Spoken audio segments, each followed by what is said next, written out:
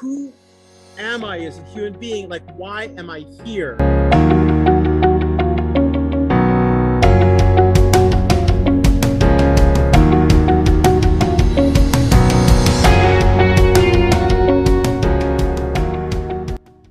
Hello, everybody, and welcome to our show. My name is Esteban Baez, and today I have with me Dr. Ken Barrett from Inspiration and Results.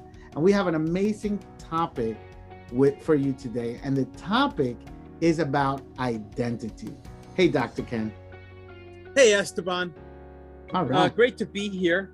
And, I say this every time. I love the subject of identity, of who am I? It's like that Who song, the Who, the band. There was a band in the 70s called The Who.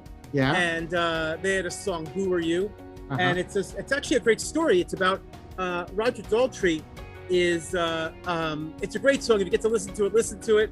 But Roger Daltrey is with the band and they are drinking way too much. They're in London, in an area called Soho in London.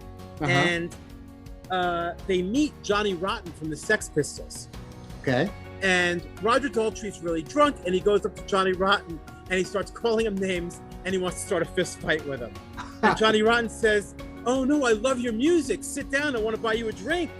And so anyway, the whole band gets physically thrown out of the bar and they wake up in a doorway, and that's what the song's about.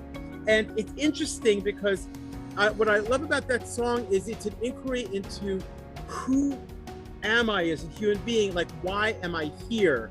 And I do believe that was a turning point in Roger Daltrey's life because he realized that his actions were not forwarding what he really wanted in life at that point.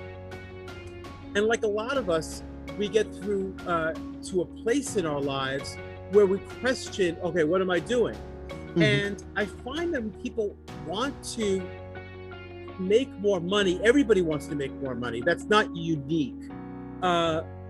But not everybody is willing to fundamentally have a shift in who they're being in order to facilitate that change. In other words, they're not willing to change the things that make them who they are. Okay.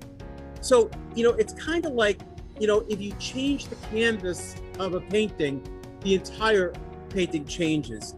And what we're talking about here is not just touching up some things on the surface. We're talking about changing the entire canvas. Right. So, in terms of really having a shift in your business, a fundamental quantum shift, and when I say quantum, it comes from the science of quantum physics, which is a fundamental change, an exponential jump. Like, I'm unrecognizable to where I was. Like, an exponential jump would be like if you compare yourself now as an adult to who you are when you were 2. That's an exponential jump. Right. I'm talking about a really serious jump.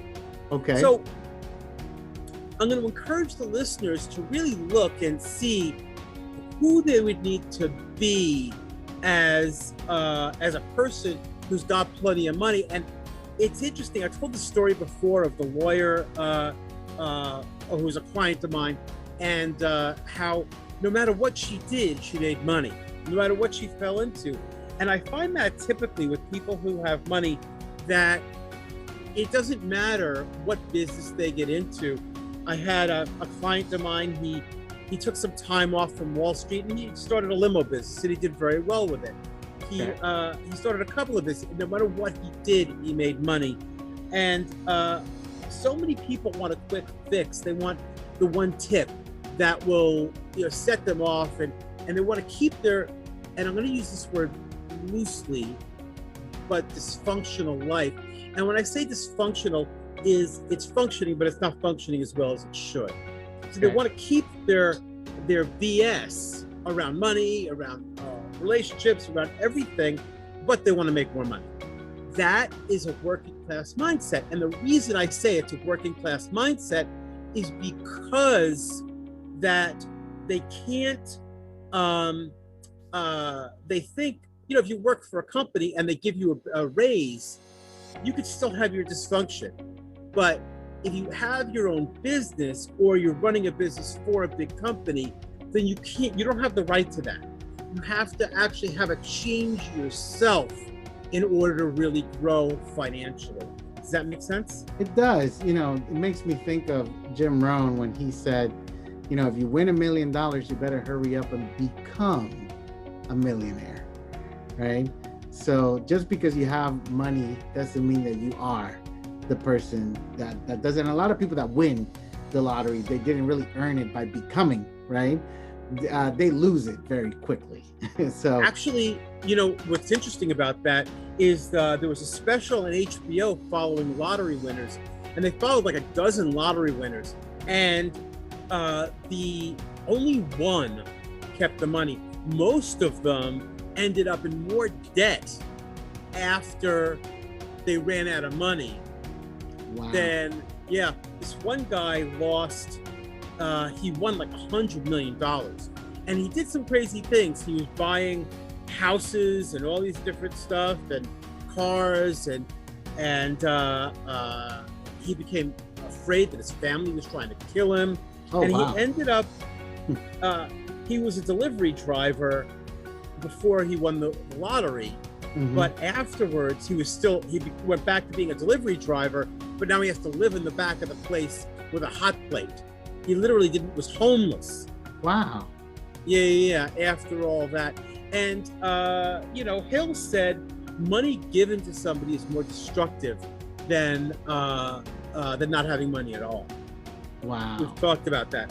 So I will say, you hit it on the head.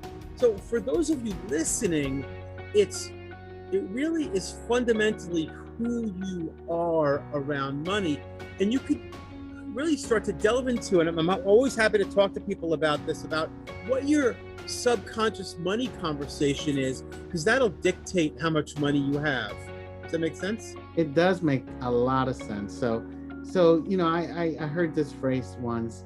It's not about having, it's about being, right? Because a lot of people think, when I get this, then I'll be happy. When I get $1 million, then I'll feel like a millionaire. So it makes me think of, we all need to remember that it's not about having things, it's about being. And that's where the identity kicks in. If you are someone that, I guess in a sense, and I'm talking, I guess mentally, deserves to have money, doesn't matter what you do, wherever you involve yourself, like you used the example of the lawyer. I like that example a lot, Dr. Ken, because, and for the viewers that haven't heard the story, can you tell them real quick the story of her? Because it didn't matter what she did, she always attracted opportunities and business, and she always had money. Oh, right? Sure. So, so she's a lawyer. She's in Pacific Northwest. She wanted to move to New York. She did pretty well as a lawyer, and she moved to New York, and she got into an apartment, which at the time was very, very expensive, on the Upper West Side. And she really didn't have the money to pay for any of these things. So what she ended up doing was she was at a party, and the way she was communicating to her friends at the party, just socially, somebody overheard her and said, "Hey, I've got a new product. I want you to market it." And she said, "Great." And this product it's in existence now. It's been around for years now. But back then it was brand new, but it's about the size of an office desk. And it provides heat, electricity, and one other thing to those large office buildings, like the huge buildings in New York. Mm-hmm. And it's very small compared to the boilers and everything else that they've had in the past. And you can hook up any fuel source to it. It could be oil, it could be natural gas, it could be propane, whatever. Wow. And so she marketed these things, and she did very, very well. And so she ends up with a boyfriend, and the boyfriend's a retired CEO, and he is, my dog's chiming in here. The boyfriend is a retired CEO, and he's fixing up his yacht on New York Harbor just as a hobby. And he says, "Wait, you should put these things in cruise ships, because cruise ships weight and space are critical, and this thing is very small. A whole new market opened up, more money, and so that is a great example of somebody who's being who she was being. It doesn't take hard work. It's not about putting your nose to the grindstone. It's really about shifting who you are. And like you said before, it really is. First the being comes, then the doing, and then the having. And people really launch into, what do you want me to do? And the first step is shift who you are. Does that make sense? I love that. Shift who you are. I love it. Yeah. That's powerful. Yeah. That's powerful. Yeah. So if you're listening, thank you so much for tuning in. Dr. Ken right now is taking calls. So if you want access to him, all you got to do is visit drkenbarrett.com. That's DRKEN Barrett, BARRETT.com. And Dr. Ken, these are complimentary calls, correct? Yeah. Yeah. So there's no charge for this. It's just simply so you can have a conversation with Dr. Ken and see if he's a good fit for you, because he is currently has spots available for coaching. So yeah, thank you, Dr. Ken, again for everything. Any final thoughts before we close this? No, great call, Esteban. Yeah, thanks for being here. Okay. This was cool. So remember, guys, it's about being. So remember to do that, to focus on that. This was a great session. Thanks, Dr. Ken. And we'll see you guys on the next one. Yep.